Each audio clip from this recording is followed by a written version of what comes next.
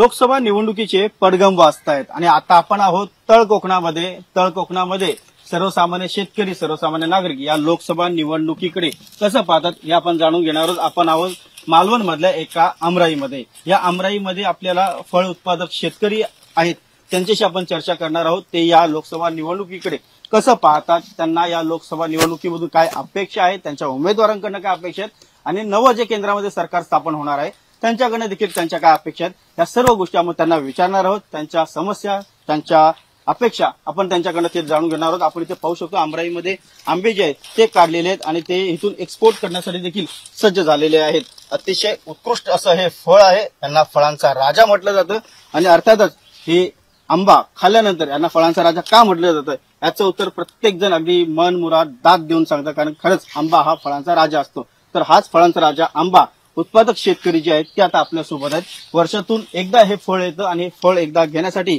या शेतकऱ्यांना वर्षभर मेहनत घ्यावी लागते, मात्र त्या मेहनतीचं योग्य मूल्य त्यांना खरंच मिळतं का, केंद्र सरकारकडनं त्यांच्या नेमक्या या संदर्भात काय अपेक्षा आहेत, केंद्र सरकारची काही ध्येय धोरणं या संदर्भात असली पाहिजेत, हेच आपण थेट आता त्यांना विचारणार आहोत। आपल्या सोबत आहेत दादा, तुमचं नाव सांगा आणि त्याचबरोबर तुम्ही हे आंबा उत्पादन करता, तर तुम्हाला योग्य मूल्य मिळतं का? नमस्कार, मी तपस्वी मयेकर, मालवण आंबा व्यापारी। खरं तर आंबा उत्पादन करण्यासाठी वर्ष आपण मेहनत करतो, पण त्या प्रमाणात आम्हाला त्या आंब्याचा फळांचा राजा म्हटला जातो तेवढ्या प्रमाणात आम्हाला उत्पन्न किंवा त्याचं मूल्य त्या ठिकाणी मिळत नाही। याचं कारण म्हणावं तर लागेल तर आपल्या प्रत्येक तालुक्यामध्ये मँगो प्रोसेसिंग युनिट म्हणजे जसं देवगडमध्ये एक युनिट झालेलं आहे त्याप्रमाणे जर प्रत्येक तालुक्यामध्ये जर झालं, असे जर केंद्र सरकारनं धोरण आपलं जाहीर केलं तर नक्कीच शेतकऱ्याला आपल्या फळाचा राजाचं मूल्य अधिक मिळेल आणि मधी दलाल किंवा एजंट यांचा कुठलाही प्रकारचा मधी हे कमिशन राहणार नाही आणि थेट शेतकऱ्याच्या खात्यामध्ये ते योग्य तो भाव आंब्याचा येऊ शकतो। एक आंब्याचं झाड असेल, फणसाचं झाड असेल, ते लहान रोपटं ते मोठं होईपर्यंत एक पिढी जाते। अक्षरशः लहान बाळाप्रमाणे आपल्या घरातल्या सदस्याप्रमाणे तुम्ही त्यांना वाढवता, मोठं करता। त्यांची फळं आल्यानंतर जेव्हा तुम्ही विक्रीचा तुम्हाला योग्य भाव मिळत नाही, कारण मध्ये दलाल येतात। ते दलाल काय येतात मध्ये, तुम्हाला तुमच्या हक्काचं कृषी उत्पन्न बाजारपेठ जी आहे ती हवी आहे का, ती हवी असेल तर कशा प्रमाणात, त्या संदर्भात काय धोरणं असली पाहिजेत जे केंद्र सरकार आखेल? नक्कीच सिंधुदुर्ग जिल्ह्यामध्ये असेल किंवा रत्नागिरी जिल्ह्यामध्ये असेल, जर आम्हाला कृषी उत्पन्न बाजारपेठ त्या ठिकाणी मँगोसाठी जर या ठिकाणी दिली तर नक्की त्याप्रमाणे मध्ये दलाल नाही, काही नाही, आम्हाला ट्रॅव्हलिंगचा खर्च नाही। या ठिकाणचा आंबा हा बेळगाव, कोल्हापूर, मुंबई यासारख्या मार्केटमध्ये त्या ठिकाणी पाठवावा लागतो आणि त्यासाठी लागणारे ट्रॅव्हलिंग, त्यासाठी लागणारा बॉक्स किंवा त्या ठिकाणी गवत, पेट्या ह्या सगळ्याचा खर्च आणि एकूण उत्पन्न याचा ताळमेळ बसत नाही। मग तो आणि जो ताळमेळ बसण्यासाठी ना जर कृषी उत्पन्न समिती किंवा बाजारपेठ किंवा लासलगाव सारखा, आता कांदा तिथे लासलगावमध्ये कांद्यासाठी स्पेशल आहे, एपीएमसी फ्रूट मार्केटच आहे, त्यासारख्या जर मार्केट छोटं नको मोठं केंद्र सरकारने जर छोटंसं फळ मार्केट फक्त आंब्यासाठी, आमच्याकडे सर्वात मोठं पीक म्हणजे फळात म्हटल्यानंतर आंबा, तर त्यासाठी जर दिलं तर नक्कीच शेतकऱ्यांचा इथे फायदा होईल आणि तसं धोरण त्या ठिकाणी केंद्र सरकारने आखलं पाहिजे। फळ उत्पादन आणि विक्री या संदर्भात केंद्र सरकारने एक धोरण आखलं पाहिजे, त्याचा फायदा हा शेतकऱ्यांना देखील होईल, ग्राहकांना देखील, कारण लवकरात लवकर आंबा जो आहे तो त्यांच्या घरामध्ये जाईल, त्यांच्या हातामध्ये जाईल, जेणेकरून एक ताजं फळ जे ते त्यांना मिळेल। या दृष्टीने ग्राहकांचा देखील फायदा आहे, मात्र मध्ये नेमकं कोण माशी शिंकतं किंवा कोणाची अडथळा आहे तो दूर केला पाहिजे। या संदर्भात तुमचं केंद्र सरकारकडे काय मागणी, की जर का केंद्रात नवीन सरकार आलं तर त्यांनी फळ उत्पादक शेतकऱ्यांचं हे धोरण आखणं अत्यंत महत्वाचं आहे।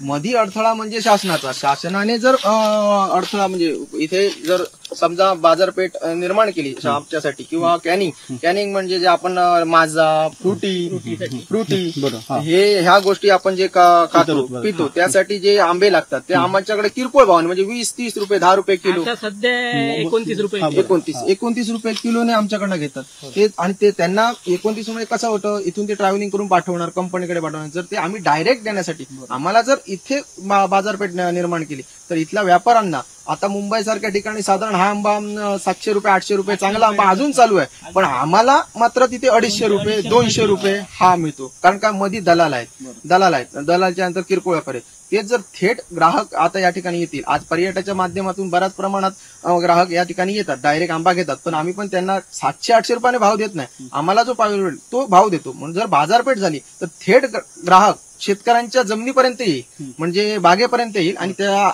आंबा खरेदी करेल। आणि त्यासाठी मुळात म्हणजे आमच्या कोकणामध्ये कुठलाही सगळं हे आंबा जो आहे तो सेंद्रिय म्हणजे नैसर्गिकरित्या पिकवला जातो। कुठलाही केमिकल त्यासाठी कल्टर म्हणतात किंवा आणि काय बोल्टर म्हणतात, हे आपण आमच्या झाडांना घालत नाही. कारण काय, झाड म्हणजे माणूस, बरोबर.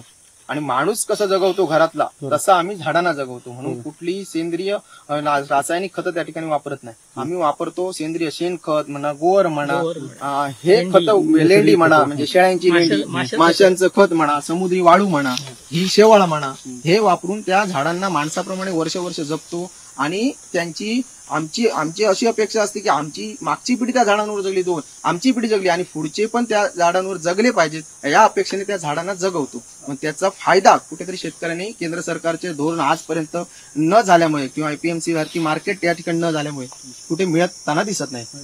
तर आपण पाहतोय की आपल्या मुलाबाळाप्रमाणे वाढवलेली झाडं जेव्हा मोठी होतात, फळं देतात, तर हे फळ ग्राहकापर्यंत पोहोचण्यापर्यंत अनेक अडचणी येतात.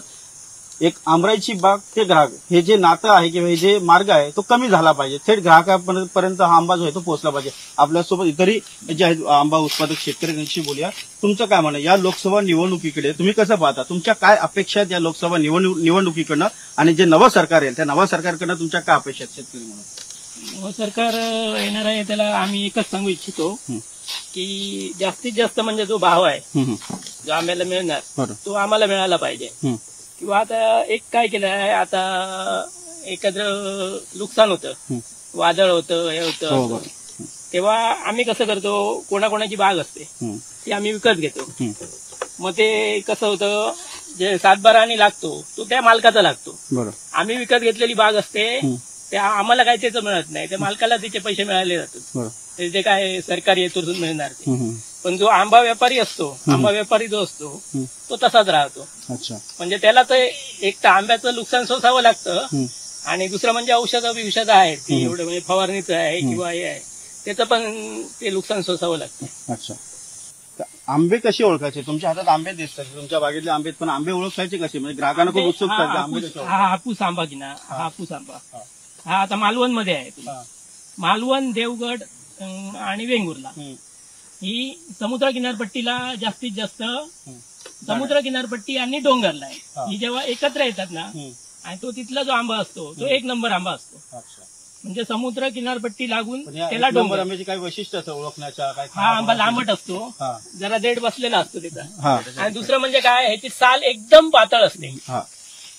आणि जो बाकीचा मार्केटमध्ये जो आंबा येतो, कर्नाटकचा येतो किंवा गुजरातचा येतो, बनसाड म्हणतात तो येतो, त्याची साली जाड असते. कलमाईतूनच घेऊन जातात ते तिकडे लागवड करायला हापूसची. पण मातीची जी टेस्ट असते, भौगोलिक कारण म्हणजे जी समुद्राची खारी हवा आणि डोंगर लाईनीची हवा, ही जी असते की ना, ती त्यांना मिळत नाही, त्यांना नुसती माती मिळते. ही समुद्राची जी खारी हवा असल्यामुळे की ना, ह्याला जी टेस्ट असते, देवगड, मालवण आणि वेंगुर्ला ह्या आंब्याला जी टेस्ट असते किंवा रत्नागिरी समुद्राच्या साईडची, ती टेस्ट तुम्हाला बाकीच्या आंब्यामध्ये मिळणार. निसर्गाने खूप काही दिले कोकणाला, आणि त्याच्यात हे आपल्याला अमृत फळ जे आहे ते एकूण आपल्याला पाहायला सरकारने दुर्लक्ष करताय त्या आंब्यावरती. काय दुर्लक्ष, काय अपेक्षा आहे तुमच्या? अपेक्षा हीच आहे की एकत्र मार्केट आम्हाला द्यावं इथे, म्हणजे ओरसला द्यावं किंवा जिल्ह्याच्या मध्यवर्ती ठिकाणी द्यावं किंवा जवळ कुठेतरी मालवण मध्ये द्यावं असं. पण आता इथे अनेक पर्यटक देखील येतात, मालवण हे एक पर्यटन स्थळ झालेलं आहे, आंबा देखील बघतात. पण हे ग्राहक जे महाराष्ट्राच्या कानाकोपऱ्यातून येतात, पर्यटक महाराष्ट्राच्या कानाकोपऱ्यातून येतात, ते जेव्हा आंबा खातात तेव्हा त्यांना वाटतं की हा आंबा थोडा वेगळा, म्हणजे देवगडचा, रत्नागिरीचा आंबा वेगळा आहे, मालवणचा आंबा थोडा वेगळा आहे. हा जो खराखुरा आंबा आहे तो त्यांना मिळत नाही. जसं त्यांनी सांगितलं की दलालमध्ये येतात किंवा आंबा, आमराई, इथून ते थेट ग्राहक याच्या घरापर्यंत जाण्याचा जो मार्ग खूप अडथळ्याचा आहे. त्यासाठी केंद्र सरकारने एक ध्येय धोरण जी बनवली पाहिजे, जेणेकरून खराखुरा आंबा आणि खरं जे अमृत फळ आहे ते ग्राहकांपर्यंत जाईल. तुमच्या काय अपेक्षा आहेत, जेणेकरून तुमचं देखील मूल्य सुधारेल, तुम्हाला देखील चांगला दर मिळेल आंब्याचा, आणि ग्राहकांना देखील योग्य आणि खराखुरा आंबा खायला चांगला आंबा मिळेल ग्राहकांना. कारण कसं आहे, हा जो आंबा आहे की ना, तो ग्राहकांपर्यंत जर पोहोचवायचा असेल तर एक म्हणजे आधी त्यांनी मार्केट इथे झालं पाहिजे. आम्ही आंबा जो पाठवतो की ना, तो आम्हाला आज या आंब्याची किंमत तशी आम्ही बघितलं तर 500 रुपये तरी डझन आम्हाला मिळायला पाहिजे, हा. पण ती दलाला मार्फत आम्हाला 200 ते 250 रुपये डझन मिळते. अच्छा. आम्ही काय करू पण शकत नाही, कारण इथे ठेवू पण शकत नाही आंबा. नाशवंत फळ आहे. तर नाशवंत फळ आहे. बरोबर. 1-2 दिवस जर ठेवला आंबा तर तो नासणार, म्हणजे खराब होणार, खराब व्हायला सुरुवात होणार. इथल्या उमेदवारांकडनं काय तुमच्या अपेक्षा, कुठल्याही पक्षाचे उमेदवार असो, पण त्या उमेदवारांकडनं तुमच्या काय अपेक्षा, तुम्ही कृषी उत्पन्न काय बाजारपेठ तुम्ही मागता आहात, त्याचबरोबर इथे आंबा उत्पादक शेतकरी आहेत, त्या शेतकऱ्यांचं दुःख तुम्ही तुमच्या उमेदवारापर्यंत पोहोचवता का? उमेदवार तुम्हाला काय सांगतात की आम्ही हे करू, आम्ही ते करू? उमेदवारांना एकच सांगू इच्छितो की आमच्या आंब्याला व्यवस्थित, म्हणजे जो हमी भाव जी क्वालिटी आहे आंब्याची त्या क्वालिटी प्रमाणे दर द्या आम्हाला. बरोबर. त्या कुठची जी क्वालिटी आहे की ना त्याप्रमाणे दर द्या. दुसरं म्हणजे जो कॅनिंगचा आता माल घेतात, म्हणजे जास्तीत जास्त आंबा जातो, त्याला थोडा तरी हमी भाव द्या. बाकी सगळ्यांना हमी भाव आहे, उसाला आहे, इतर कृषी इतर पण आंब्याला नाही आहे. अच्छा. आंब्याला नाही आहे. आता कॅनिंग 29 रुपये इथे आहे मालवण मध्ये. बरोबर. बाकी देवगड बिवगड मध्ये किती आहे ते आम्हाला काय माहित नाही, पण 29 75 रुपये. 80 असेल तर नक्कीच कमीत ते 60 रुपयाच्या जर वरती असेल ना तर आम्हाला तो परवडू शकतो. परवडू शकेल. कारण 1 किलोला ना कमीत ते 6 ते 7 आंबे येतात. 6 ते 7 आंबे येतात. बरोबर. 7 ते 7 आंबे येतात. ते निवडणुकीकडे कसं पाहता? लोकसभा निवडणुकीची वारे वाहत आहेत, प्रचार देखील एकदम जोरदार सुरू आहे. एक मतदार म्हणून, भारतीय नागरिक म्हणून, एक शेतकरी म्हणून या लोकसभेमध्ये जे कोणी सरकार नवं निवडून येईल, तर नव्या सरकारकडनं तुमच्या काय अपेक्षा आहेत? स्थानिक जे उमेदवार आहे तो नेमका कसा असावा, तुमच्या काय अपेक्षा आहेत लोकसभा निवडणुकीमध्ये? लोकसभा निवडणूक म्हणजे एकंदर देशाची निवडणूक, देशाचं भवितव्य आणि देशाच्या तरुणाच्या भवितव्याची निवडणूक. खरं तर देशाची निवडणूक ही विकासाच्या मुद्द्यावर झाली पाहिजे. एक सर्वप्रथम मी माझं वैयक्तिक अनुभव, धार्मिक, जात पात हे न मानता देश कुठे आपला देशा जगाच्या पातळीवर कसा नंबर 1 होईल, त्यासाठी देशाच्या निवडणुकी महत्वाची आहे. त्यामुळे मी उमेदवारांना पण सांगेन की बाबा त्या विकासाच्या बाबतीवर मतं मागायची आणि त्यावरच हे करायचं की धर्म जात पंथ हे नको, विकास सगळ्यात महत्वाचा. अगदी बरोबर. विकास हा अत्यंत महत्वाचा आहे आणि तेच मागतायत सर्वसामान्य भारतीय नागरिक जे तळ कोकणामध्ये आहेत आणि शेतकरी आहेत, जे आंबा उत्पादक शेतकरी आहेत. त्यांचं आंबा उत्पादन जे आहे ते झाल्यानंतर ग्राहकांपर्यंत पोहोचण्याची जी काही प्रक्रिया आहे ती अतिशय लांबलचक आहे, ती कमीत कमी व्हावी, जेणेकरून आंबा, ताजा आंबा जो आहे तो ग्राहकांच्या घरापर्यंत लवकरात लवकर जाईल. आणि ह्या सर्व आंबा उत्पादक शेतकऱ्यांचं जे म्हणणं आहे ते आपण जाणून घेतलेलं आहे. इतरही आंबा उत्पादक शेतकरी आहेत त्यांच्याही आंबराईमध्ये आता आपण जाणार आहोत. ते आता सध्या आंबे काढतायत. आंबे काढत असताना तिथल्या जे आंबा उत्पादक शेतकरी आहेत त्याचं नेमकं काय म्हणणं आहे ते आपण आता त्यांच्याकडनं जाणून घेऊया. चला तर.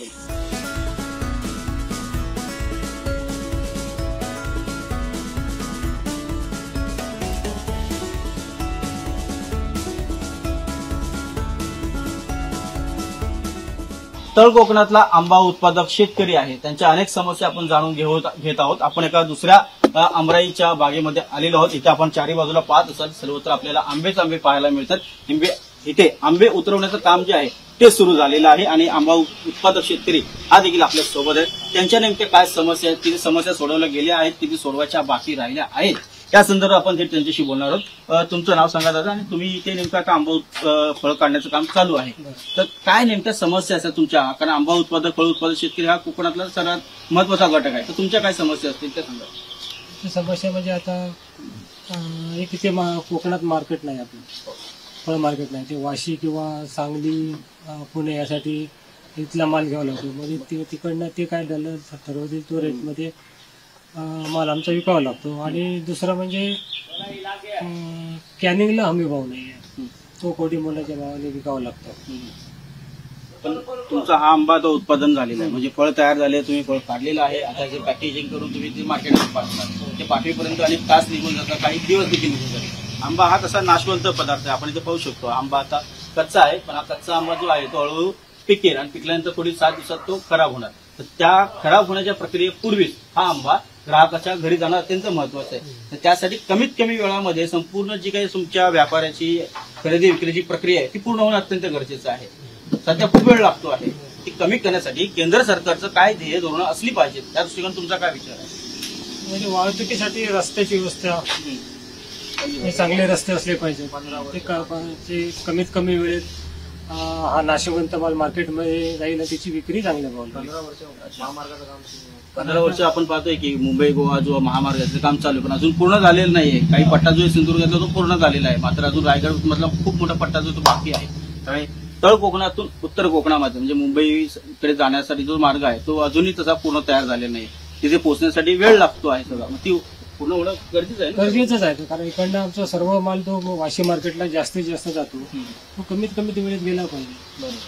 मग जेवढा माल फ्रेश जाईल तेवढी किमतीवर फरक त्याचा पडतो. किमतीवर फरक पडतो. किमतीवर फरक पडला की तुमच्या ही सगळ्या मेहनतीवरती त्याचा परिणाम होतो सगळ्या गोष्टी. सध्याच्या राजकारणाकडे काय तुम्ही कसं पाहता? सध्याचं जे राजकारण सुरू आहे त्याकडे कसं पाहता तुम्ही? आता तळ कोकणामध्ये आहे, रत्नागिरी सिंधुदुर्ग लोकसभा मतदारसंघामध्ये अनेक पक्षांचे उमेदवार आहेत, तर कुठल्या पक्षाकडे काय मत देतो हे आपल्याला काय बोलता येणार नाही, परंतु तुमच्या काय अपेक्षा तिथल्या उमेदवारांकडनं की ह्या उमेदवारांनी आमच्या ह्या समस्याकडे सर्वात प्रथम लक्ष दिलं गेलं पाहिजे आणि त्या समस्या केंद्र सरकारकडे म्हणजे संसदेमध्ये नेऊन मांडल्या गेल्या पाहिजे जेणेकरून आमच्या समस्या सुटतील. काय तुमच्या नेमक्या अपेक्षा आहेत? राजकारणी का राजकारण करत राहतील, पण भारत जर आपला शेतीप्रधान आहे तर प्रत्येकाने शेतकऱ्याचं काय त्याचे प्रॉब्लेम आहेत हे नक्कीच पाहिले पाहिजेत. कारण आता मी बघतो तर नको तेवढे प्रॉब्लेमवर लक्ष केंद्रित केलं जातो. मग शेतीवर जर जास्तीच्या लक्ष केंद्रित केलं, त्यांच्या औषध पाण्यावर म्हणजे प्रत्येक कुठच्याही शेतीवर औषध फवारणीसाठी औषधावर अनुदान नाही, काय नाही काय, म्हणजे ती काहीच्या काही किमती आहेत त्याच्यावर. प्लस आम्हाला आता विचार करता कॅनिंगसाठी हमी भाव, कॅनिंग तर आमचा खूपच आहे, 10 रुपये 15 रुपये कसं, त्याला काही भाव नाही. मग त्या हमी भावावर लक्ष दिलं पाहिजे, जो इथे कोण निवडून येईल हमी भाव केंद्रित केला पाहिजे. सध्या जे राजकारण सुरू आहे तुम्हाला असं वाटतं की विकास हा एक सर्वात महत्वाचा मुद्दा आहे, तो विकासावरती राजकारण केलं गेलं पाहिजे का इतर सगळे जे काही अनेक मुद्दे उपस्थित केले जात आहेत ज्यावरनं सर्वसामान्य नागरिकांचा जे काही एकूण विकासाचा मुद्दा आहे तो बाजूला हटवला जातोय का किंवा तो कुठे मागे पडतोय का? एकमेव मुद्दा जो आहे सर्वसामान्य नागरिकाचा विकास हा मुद्दा केंद्रीभूत ठेवूनच राजकारण केलं गेलं पाहिजे. काय वाटतं तुम्हाला? आता हे विकासावरच विकास करूनच मतं मागायची आहेत, ते आता एकमेकावर कुरवडी करून मतं मागतायत, हे एकदम लांछनास्पद पद्धत आहे. सध्याची काय राजकीय याच्यामध्ये आपण पाहतो की खूप चिखलफेक होते आहे, सगळे आरोप प्रत्यारोप होत आहेत, अनेकांचं मनोरंजन देखील त्यामुळे होत आहे. त्याच्यामुळे आम्ही दमून गेलो. माणसाचं काय मत आहे? नाही आम्ही दमून गेलो का मी आता बातम्यात बघतो फ्रेश होण्यासाठी कॉमेडी त्यात काय नाही, ते काय एवढं काय ते राजकारण करत राहिला. विकासाच्या मुद्द्यावर कोण बोलणार नाही नक्कीच. एकूण विकास हा झाला पाहिजे आणि विकासाला केंद्रीभूत धरूनच एकूण राजकारण केलं गेलं पाहिजे. आणि आता मला वाटतं की विकास सरकार म्हणजे कोण आम्हीच करणार आता, नाहीतर काही हे पुढारी नाहीच करणार. मतदार आहात, तुमच्या मतदारांच्या काय अपेक्षा असतील की आम्हाला असं सरकार पाहिजे, आम्हाला असं? बरोबर. मला माझा तर एक मत आहे की जर आपला देश जर शेतीप्रधान देश असेल तर शेतकऱ्यांच्या हितासाठीच सर्व गोष्टी केल्या पाहिजेत, तर नक्कीच भारताचा विकास होईल. भारताचा विकास होईल. तर आपण पाहतोय की भारताचा जर विकास करायचा असेल तर भारत हा कृषी प्रधान देश आहे. 70-75 वर्षापूर्वी देखील भारत हा कृषी प्रधान देशच होता आणि आज देखील आहे. आज भले औद्योगिक आणि इतर तांत्रिक प्रगती भारत देश करत असला तरी भारताचा मूळ कणा हा शेती प्रधान उद्योगावरतीच आहे. त्यामुळे शेती प्रधान देशामध्ये हा एक फळ उत्पादक शेतकरी आहे जो महाराष्ट्रातल्या या तळ कोकणामध्ये काम करतो, आपल्या शेतामध्ये काम करतो, आपल्या आमराईमध्ये काम करतो आणि आपलं जे फळांचा राजा आहे आंबा हा पिकवतो, हा इथे उत्पादन करतो आणि तो विक्रीस नेण्यासाठी धडपडत असतो. त्याची धडपड जी आहे ती केंद्र सरकारने आणि स्थानिक उमेदवारांनी लक्षात घेतलं पाहिजे आणि ह्या आंब्याला रास्त भाव मिळणं, हमी भाव मिळणं हे अत्यंत महत्वाचं आहे आणि त्यासाठी इथल्या पायाभूत सोयीसुविधांचा विकास होणं हे देखील तितकंच महत्वाचं आहे. शेतकऱ्यांनी उत्पादित केलेला हा आंबा फळ हे तात्काळ ग्राहकांच्या घरापर्यंत लवकरात लवकर पोहोचणं अत्यंत महत्वाचं आहे, कारण हा नाशवंत पदार्थ आहे. तर नाशवंत पदार्थ होण्याआधी हा ताजा आंबा जो आहे तो जर का ग्राहकांच्या घरामध्ये गेला तर खरंच हा जो काय फळांचा राजा आंबा त्याचा आस्वाद ग्राहकांना अतिशय चांगल्या पद्धतीने आणि कमी किमतीमध्ये करता येईल. त्यामुळे या तळ कोकणातल्या कृषी उत्पादक, आंबा उत्पादक शेतकऱ्यांनी आपलं मत जे आहे ते न्यूज 18 लोकमतकडे मांडलेलं आहे, त्यांच्या समस्या मांडलेल्या आहेत. स्थानिक उमेदवारांकडनं आणि जे नवं सरकार केंद्रामध्ये येणार आहे त्यांच्याकडनं त्यांच्या नेमक्या काय अपेक्षा आहेत त्या देखील त्यांनी मांडलेल्या आहेत. उमेदवारांनी आणि केंद्र सरकारने देखील ज्या नवीन होणार आहे त्यांनी देखील यांच्या ज्या समस्या आहेत त्यांच्याकडे लक्ष देणं अत्यंत महत्वाचं आहे आणि नव्या संसदेमध्ये आंबा उत्पादक शेतकऱ्यांचे प्रश्न लवकरात लवकर मांडून त्यावरती प्रश्न जे आहेत ते निकाली लावणं अत्यंत महत्वाचं आहे. व्हिडिओ जर्नलिस्ट गणेश काळेसह उदय जाधव, न्यूज 18 लोकमत, मालवण, सिंधुदुर्ग.